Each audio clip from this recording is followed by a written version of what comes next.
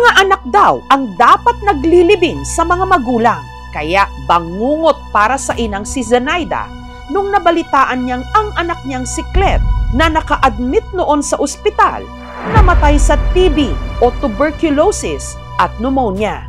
Wala na talaga akong pag-asa. Patay na talaga siya. Hinawakan niya yung kamay, ma'am. Wala na siyang pulso. Malamig na yung kamay niya tapos nag-itim.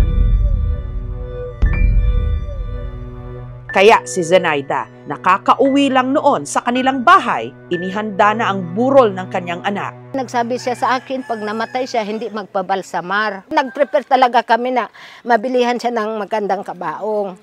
Pero nabuhayan si Zenaida ng loob nung may natanggap siyang tawag. Tumawag yung bunso ko, ma'am, na, "Mang, nagahinga na si Clet." Si Clet na maglilimang oras na raw patay, muling nabuhay. Masaya talaga ako. May mala. Kasi imposible na gano'n ang nangyari. Comeback is real?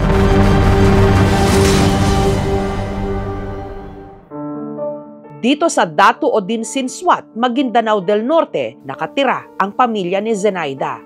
Si Clet, panganay niya sa kanyang ikalawang asawa. Para makatulong sa pamilya, nagtrabahong security guard si Clet sa Maynila. Mabait talaga siya. Pinagawa niya na ako ng tindahan. Pero nito lang Disyembre, si Clet nagkasakit. Mayroon siyang matanda na parang naawa talaga siya. Hindi niya sinabi na may sakit siya na TB. Nahawaan siya doon. Pagka-uwi, kapansin-pansing malaki na ang ibinagsak ng katawan ni Clet. Payat na siya. Kasi na-doktor na rin siya sa Maynila. Balig, i-continue na lang namin dyan sa center yung mga gamutan niya. Pero hindi raw bumuti ang lagay ni Clet. Sabi niya, dalhin mo ako sa doktor. Hinang-hina talaga siya. Hindi siya nagkakain. Tapos ubo siya ng ubo. Tapos nagalagnat din siya. Kaya isinugod siya ng kapatid niyang si Sandra sa isang ospital sa Cotabato. Madaling araw nitong Sabado de Gloria. Si Clet nag-agaw buhay na. Hirap talaga siya. Nayakap ko siya, nag-pray din ako. Kaya si Sandra, pinapunta na sa ospital ang kanyang nanay Zenaida. Sabi ko, gusto ka magkain. Sabi niya, ayaw ko magkain. Nasaktan talaga ako. Si Clet, naghabilin na raw. Pag mamatay daw siya, daw kami malungkot kasi lalo rin daw siyang malungkot. Huwag kayong malulungkot. Hindi ko matanggap.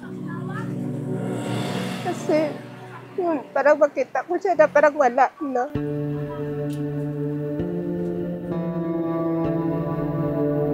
Hinawakan po ng asawa ko yung kamay, ma'am. Wala na siyang pulso. Malamig na yung kamay niya tapos nag-itim. Tapos yung ano niya dito, wala nang dugo. Wala na talaga. Lord, ikaw na lang ang bahala. Wala na talaga akong pag-asa na. Patay na talaga siya. Na-shock talaga kami. Tumakbo kami agad pumunta dito. Siyempre, nagkikuhan kami sa nanay niya. Auntie, anong nangyari? Si Zenaida, agad na ngang inihanda ang burol ng anak. Bilihan na lang natin siya ng kabaong. Sabi ng kapatid niya, opo, ibenta ko yung kambing. Pero sa kalagitnaan ng kanilang pagluluksa, halos 5 oras mula nung si Clet ay nalagutan daw ng hininga. Tumawag ang isa pang anak ni Zenaida. Mang, nagahinga na si Clet. Si Clet, akala nila noon, patay na. Muli raw, nabuhay. May mala. Kasi imposible na gano'n ang nangyari. At para patunayang hindi lang ito kwentong barbero ang napabalitang namatay ng si Clet,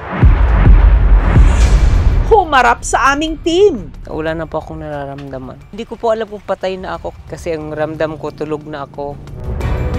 Ang di umano patay na muling nabuhay sa Maguindanao, ibubunyag na ang mga nakakikilabot na nakita niya umano sa kabilang buhay. Maputing-maputi po siya. Pag ganito po yung buhok niya, pinakita niya sa akin yung kung ano ang ganap sa langit o ano-ano ang impyerno. Sa aming pagbabalik.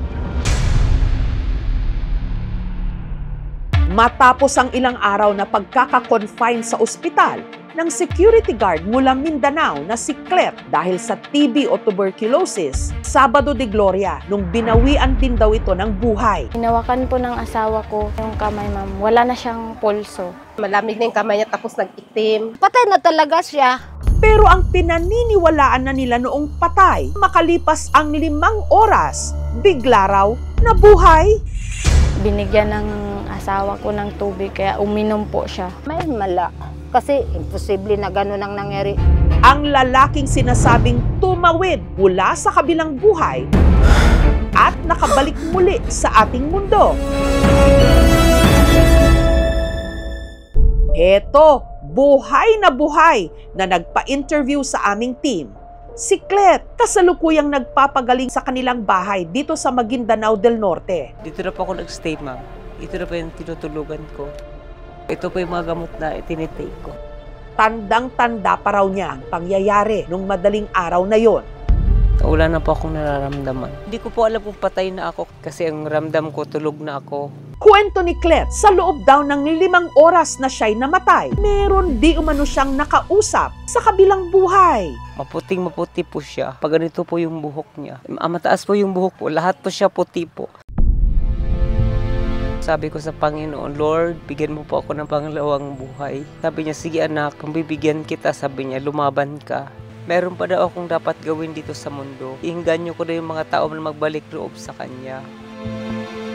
Pinakita niya sa akin yung kung ano ang ganap sa langit o ano ang impyerno. Sabi niya sa akin, panalo ka na anak. Si Clet, dati palang server sa simbahan. Nakapunta ko ng Manila, parang nakalimutan ko na siya. Kaya yun. Kaya ngayon magbalik loob naman ako sa Kanya. Pasalamat din ako kay Lord, kay unti-unti na rin siya nagkakain. Masaya talaga ako, ma'am. Parang naabot ko rin yung langit. Oh. Yung mga nangyari sa kanya, hindi ko talaga makalimutan.